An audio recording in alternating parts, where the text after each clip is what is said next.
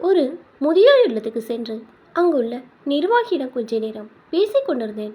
எனக்கு 10 ஆண்டுகளாக அவரோட பழக்கம் உண்டு. அந்த சமயத்தில் அங்கு வந்த ஒரு நன்கொடையாளர் தன் மகளின் பிறந்த நாளை முன்னிட்டு ஒரு வேலைக்கு மட்டும் அன்னதானம் அளிக்க விரும்புவதாக கூறினார். மேலும் குறித்த நாளை பகல் 12 மணிக்கு வாழைப்பழம், ஸ்வீட், பீடா, வடை, பாயசத்தோடு சாப்பாடு முதியோர் இல்லத்துக்கு வந்துவிடும். உணவுப் பொருட்கள் கொண்டு வந்த பாத்திரங்களை திரும்ப ஹோட்டலுக்கு கொடுக்கும்போது மிகவும் சுத்தமாக துலக்கி கொடுக்க வேண்டும் என்றார். அவர் குறிப்பிட்ட அந்த ஹோட்டல் மிகவும் காஸ்ட்லி. ஒரு ஸ்பெஷல் மீல்ஸ்க்கு 150 ரூபா வாங்குகிறார்கள். அவர் போனதும் அந்த முதியோர் இல்ல நிர்வாகி சில விஷயங்களை சொன்னார்.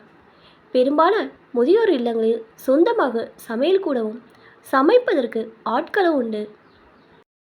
முதியோர்களின் உடலுக்கு ஏற்ற வகையில் எளிதில் ஜீரணமாகும் மற்றும் எந்த அலர்ஜியும் ஏற்படுத்தாத உணவை தான் இங்கு சமைக்கிறோம். நம் மக்களின் ஆர்வக்கோளாறு மிகுதியால் புண்ணியம் சம்பாதிக்கும் வெறியில் ஒரு நல்ல நாள் விசேஷம் என்றால் அன்னதானம் செய்கிறேன் என்கின்ற பேரில் புரோட்டா, சில்லி புரோட்டா, கொத்து பரோட்டா, தந்தூரி வகைகள், ஸ்வீட், நூடுல்ஸ், ஃப்ரைட் ரைஸ் என்று வாங்கி அன்னதானம் அளிக்க வந்து விடுகிறார்கள்.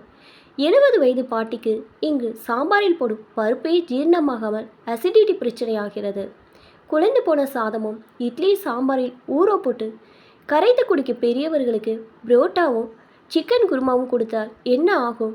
குறிப்பாக நாம் வழக்கமாக ஹோட்டலில் சாப்பிடும் சாம்பார் வத்த குழம்பை இவர்களுக்கு ஒத்துக்கொள்ளாது.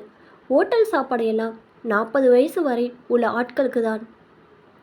இவ்வளவு உப்பும் காரமும் தொடர்ந்து 2 நாட்கள் சாப்பிட்டால் 4-5 நாட்களுக்கு இந்த முதியோர்கள் எதுவுமே சாப்பிட முடியாமல் அவஸ்தைப்படுவார்கள். போன மாதம்லாம் ஒருத்தர் சாப்பாடுடன் ஐஸ்கிரீமை நல்ல குளிர்காலத்தில் வந்து முதியோர் இல்லத்தை கொடுத்து விட்டு போகிறார். இதற்கும் அவர் ஒரு சாஃப்ட்வேர் கம்பெனியின் மேலாளர் 1 லட்சத்துக்கும் மேலே மாத சம்பளம் வாங்குகிறார். ஆரம்ப காலங்களில் இப்படி அன்னதானம் செய்ய வந்தவர்களிடம் எங்களிடம் பணமாக கொடுத்து விடுங்கள் என்று சொல்லி பார்த்தோம்.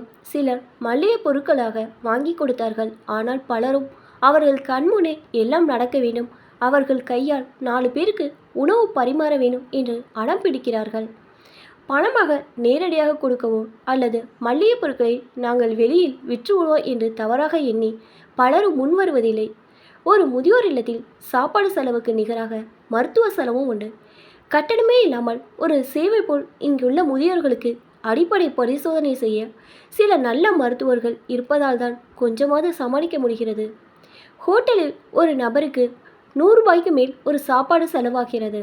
ஆனால் நாங்களே இங்கு சமைக்கும் போது ஒரு நபருக்கு ஒரு வேளை சாப்பாட்டுக்கு அதிகபட்சம் 45 ரூபாய்க்குள் அடங்கி விடுகிறது. அதுவும் எந்தவித பக்க விளைவும் இல்லாத முதியோர்களுக்கான சாப்பாடு.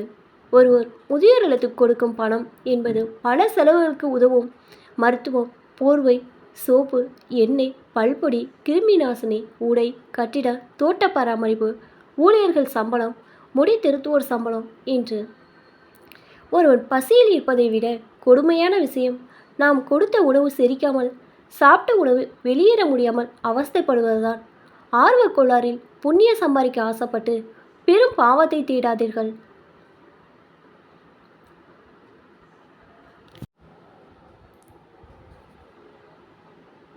இப்போ தான் என்னோடய சேனல் ஃபஸ்ட் டைம் பார்க்குறீங்கன்னா சப்ஸ்கிரைப் பண்ணிக்கோங்க. பக்கத்தில் இருக்க பெல் ஐக்கனை ப்ரெஸ் பண்ணிக்கோங்க.